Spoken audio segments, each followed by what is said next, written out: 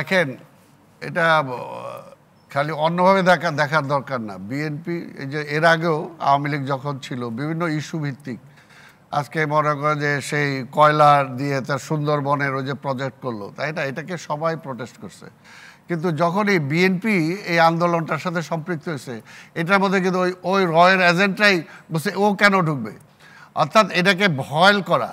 তো এই যে এগুলো করে বারবার যাতে জাতীয়টা ঐক্য না হতে পারে, এখনও চেষ্টা করা হইতেছে যে আন্দোলনকারী শক্তিকে বিভক্তি করে আবার সেই পরাজিত শক্তি ফিরে আসে কিনা সেই পথটা করা হইতেছে। আমি বলবো তিস্তার, শোনেন, আমি বেশ কয়েকবার গেছি ওইখানে, আমি ওইখানকার মানুষ না কিন্তু গেছি। আপনারা তো বললেন যে খালি পানি আসে এই ক্ষতিটা, আপনি যদি দেখতেন যে হঠাৎ করে যখন পানি ছেড়ে দেয় তখন যে নিদারুণ যে দৃশ্যটা, মায়ের বুক থেকে কিভাবে সন্তান পানির তোরে কিভাবে ভেসে যাচ্ছে, মানে মানুষ সরে যাওয়ারও মানে সরের মতো অবস্থা থাকে না। মানে এটা কিন্তু চরম অপমান একটা দেশকে, চরম কি অবস্থা, মানে এটাকে আপনি বোঝানো যাবে এটা একটা মানবেতর অবস্থা।